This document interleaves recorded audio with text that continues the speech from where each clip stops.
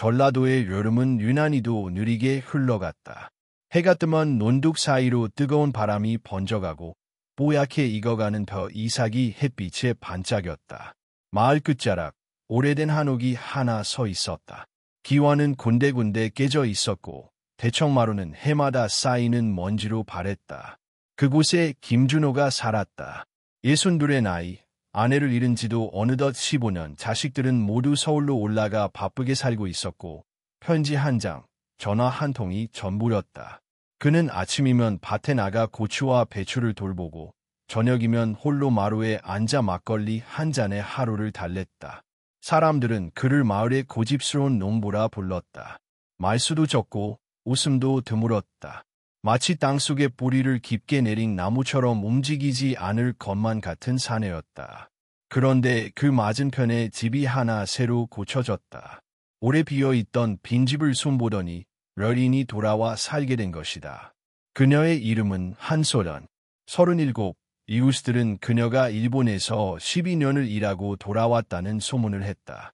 얘 결혼하지 않았는지, 왜 이제야 돌아왔는지 사람들은 궁금해했지만 정작 당사자는 조용히 웃을 뿐이었다. 그녀의 얼굴에는 도시에서 묻어온 기품과 함께 알 수 없는 그늘이 드리워져 있었다.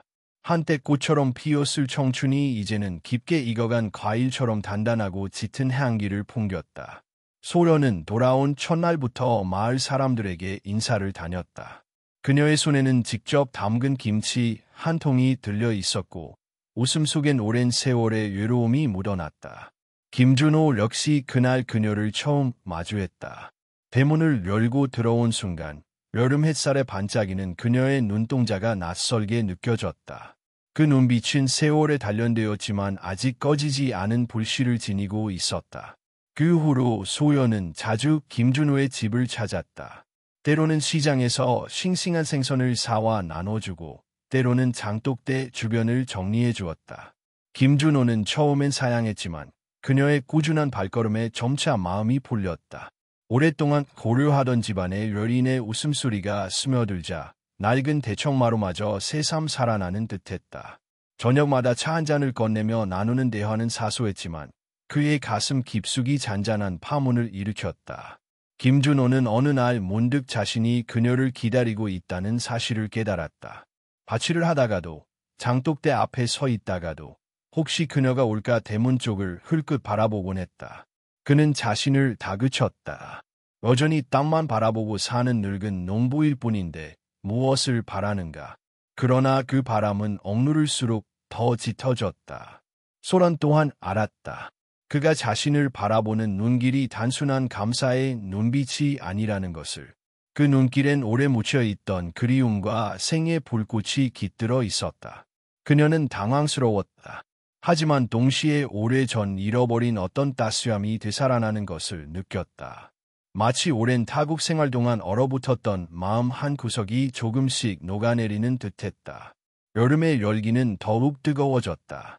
매미 소리는 귀를 멀게 할 만큼 요란했고 한옥 마당에는 햇살이 가득 쏟아졌다. 그 뜨거운 계절 속에서 두 사람 사이에 알 수 없는 기류가 흘렀다. 말로는 설명할 수 없는 미묘한 감정.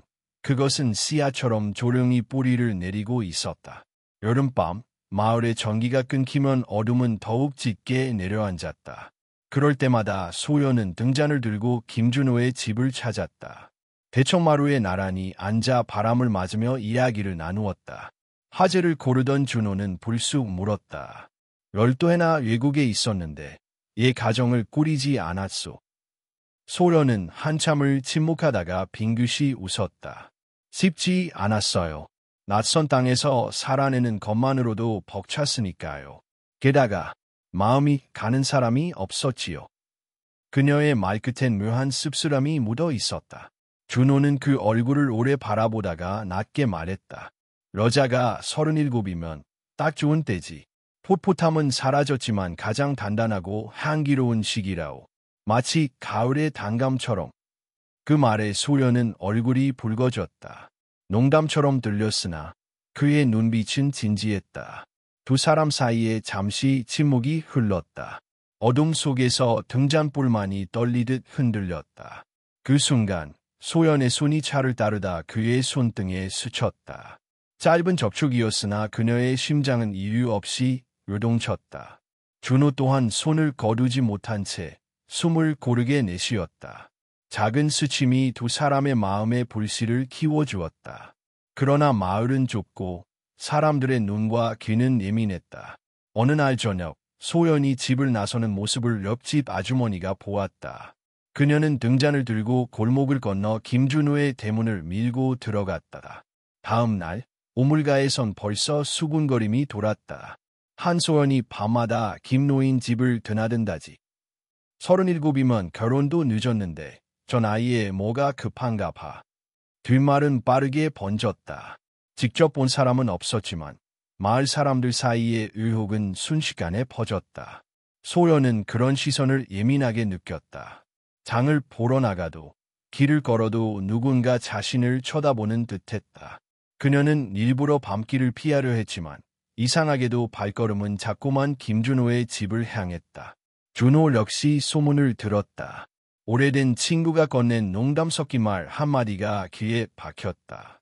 아, 준호야. 자네 요즘 얼굴이 좋아졌더라. 혹시 옆집 덕분인가? 그는 아무렇지 않은 척 웃어넘겼지만 가슴은 철렁 내려앉았다. 이러다 들키면 어쩌나. 죄책감이 엄습했으나 소연의 발소리가 대문을 넘어올 때면 모든 생각이 사라졌다. 그러던 어느 날 예기치 못한 일이 일어났다. 서울에서 일하던 큰아들이 불쑥 내려온 것이다. 비가 부슬부슬 내리던 저녁, 아들은 배낭을 메고 대문 앞에 서 있었다. 아버지, 오랜만입니다. 반가움과 동시에 두려움이 밀려왔다. 그때 마침 소연이 안방에 앉아 있었다. 함께 마시던 차가 아직 식탁 위에 놓여 있었다. 준호는 순간 숨이 막혔다. 아, 이웃집 소연 씨가 잠깐 도와주러 왔다. 그는 급히 변명을 늘어놓았다. 소연은 고개를 숙인 채 말없이 자리를 떴다. 아들은 의아한 눈빛을 보냈지만 아무 말하지 않았다. 그러나 준호는 그날 밤 식은땀을 흘리며 뒤척였다. 단 한순간만 늦었어도 모든 것이 드러날 뻔했다는 사실이 그를 괴롭혔다. 소연 역시 돌아오는 길에 마음이 무거웠다. 이건 잘못이야. 계속 이렇게 지내다가는 언젠가 반드시 들키고 말 거야. 스스로를 다그쳤지만 집에 도착해 등을 기대고 앉았을 때 오히려 그의 따뜻한 시선이 떠올라 눈물이 고렸다. 죄책감과 그리움이 뒤섞인 감정은 그녀를 더욱 혼란스럽게 만들었다. 며칠 뒤 준호는 밭일을 하다가 멀리서 소연의 모습을 보았다.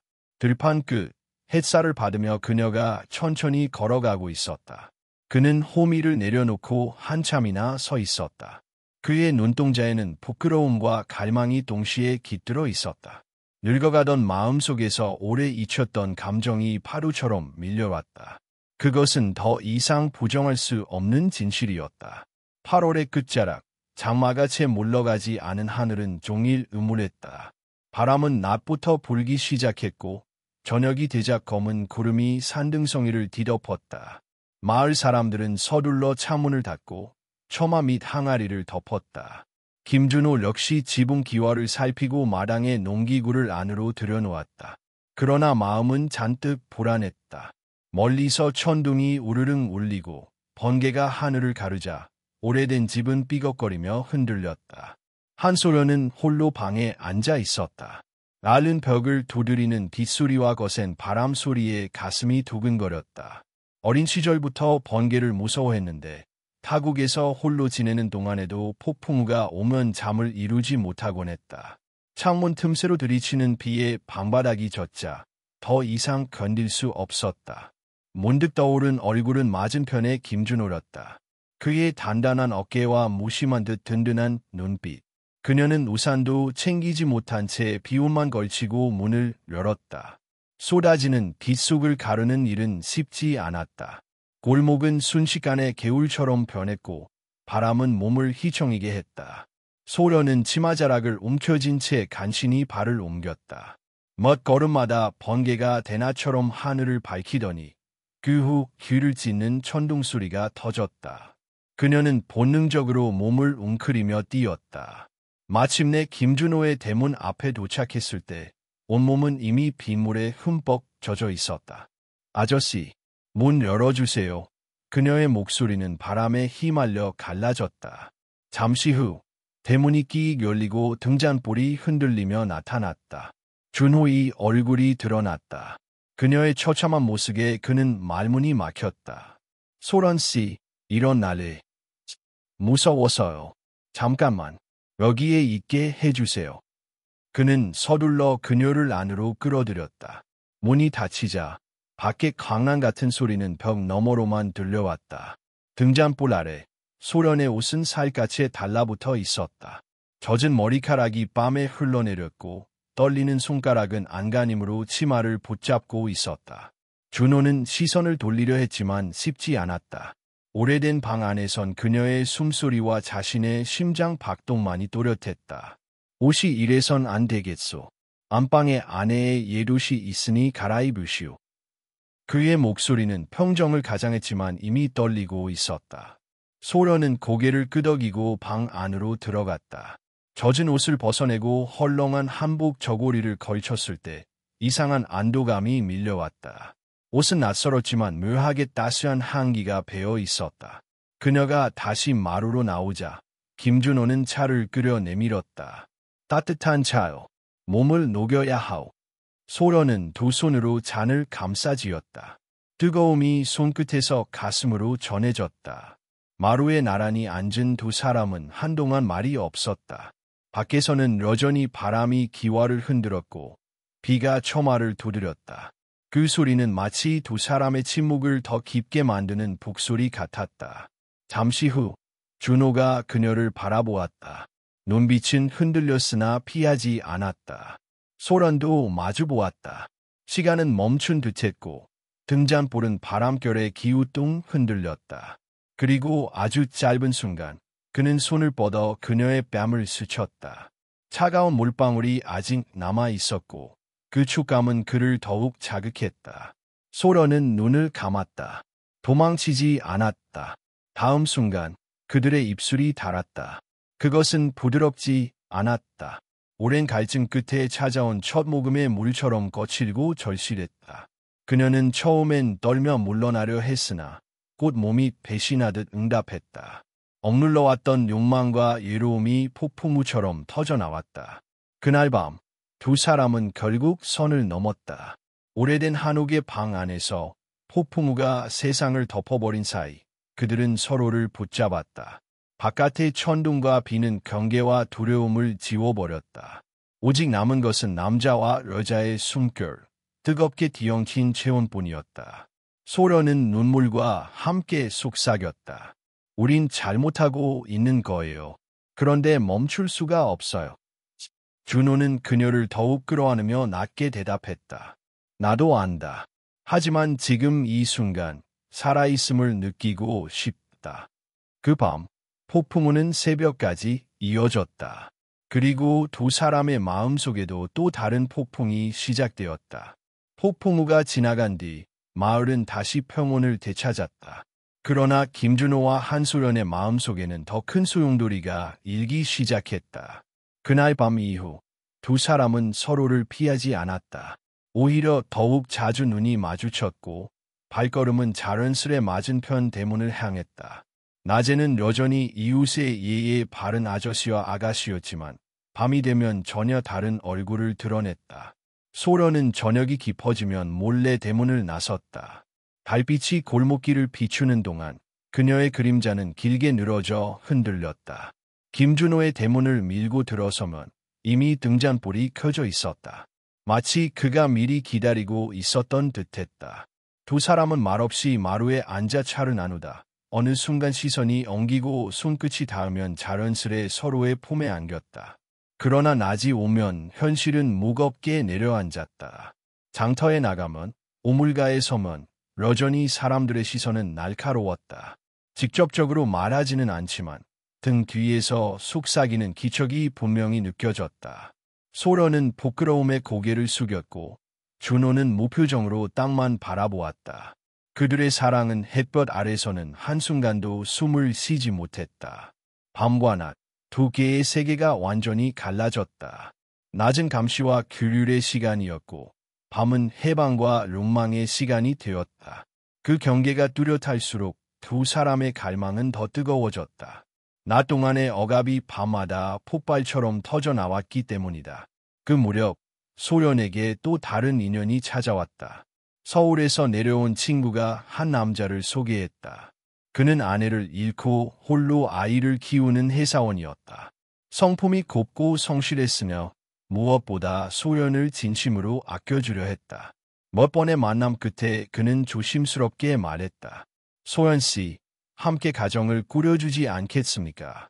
저도 제 아이도 당신을 필요로 합니다. 그 말은 소련의 마음을 흔들었다. 그녀는 오랫동안 원해왔던 안정과 미래를 눈앞에서 보았다. 그러나 동시에 밤마다 자신을 기다리고 있는 준호의 모습이 떠올랐다. 두 세계가 충돌하는 순간이었다. 소연은 스스로를 다그쳤다. 이제 그만해야 해. 정상적인 길을 선택해야 해.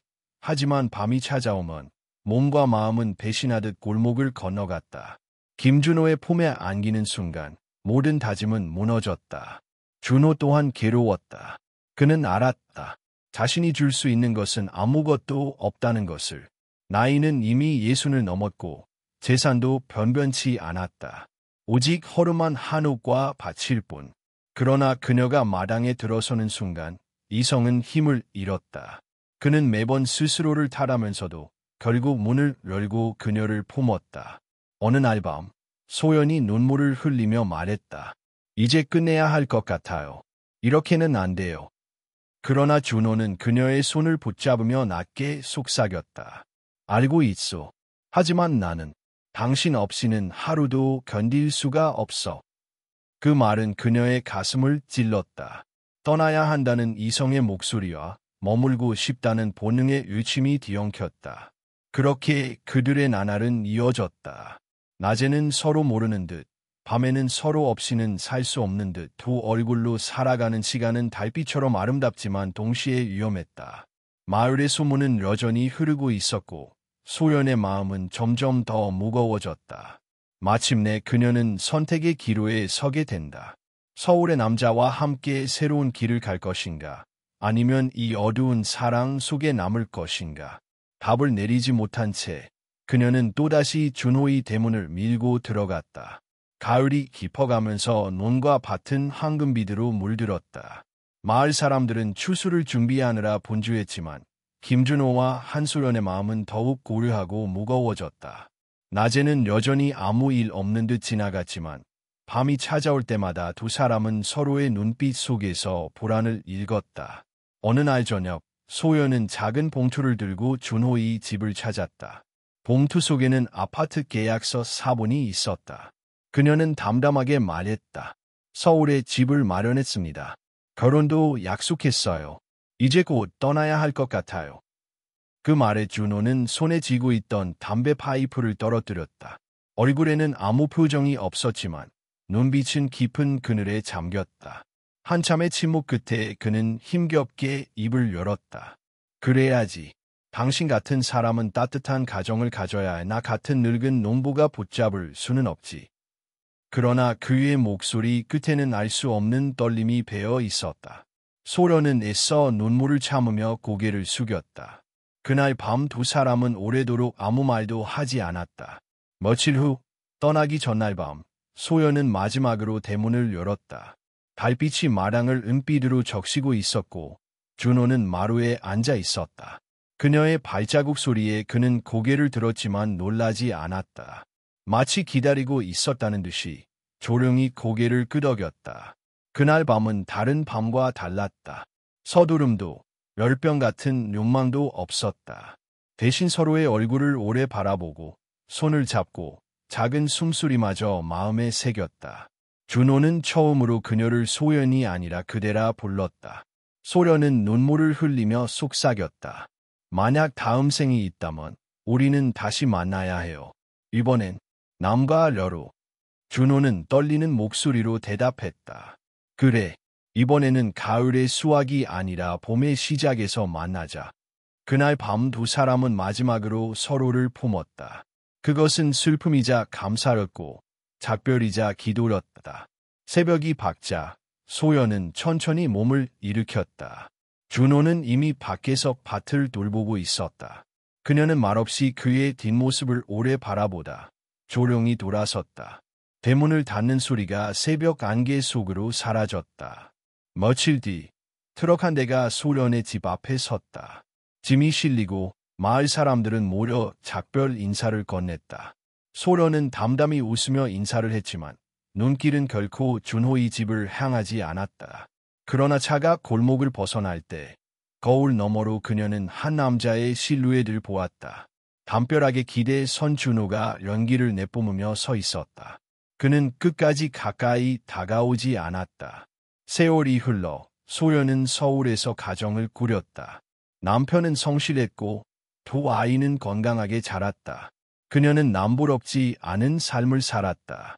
그러나 가끔씩 폭우가 내리는 밤이면 기억은 여지없이 되살아났다. 번개가 창문을 밝히면 낡은 한옥의 마루와 등잔불, 그리고 그녀를 끌어안던 준호의 손길이 떠올랐다. 그 기억은 더 이상 죄책감이 아니라 깊은 가슴 속 비밀스러운 위로가 되었다. 한편 김준호는 여전히 마을에 남았다. 세월은 그의 어깨를 더욱 굽게 만들었고 집은 더 낡아갔다. 그러나 그는 여전히 밭을 돌보며 하루를 버텼다. 가끔 마당에 앉아 있으면 맞은편 집의 빈 대문을 바라보았다. 이제는 다른 사람들이 살고 있었지만 그의 눈에는 여전히 소련의 발자국이 남아있는 듯했다. 그들의 이야기는 아무도 알지 못한다. 마을 사람들은 그저 소련이 도시에 정착했다는 소문만 알았고 김준호는 여전히 고집스러운 농부로만 기억되었다. 그러나 두 사람의 가슴에는 잊히지 않는 한 계절이 남아 있었다. 그것은 허락되지 않았지만 누구보다 뜨겁게 살았던 여름과 가을, 그리고 그 속에서 움트고 사라진 사랑이었다.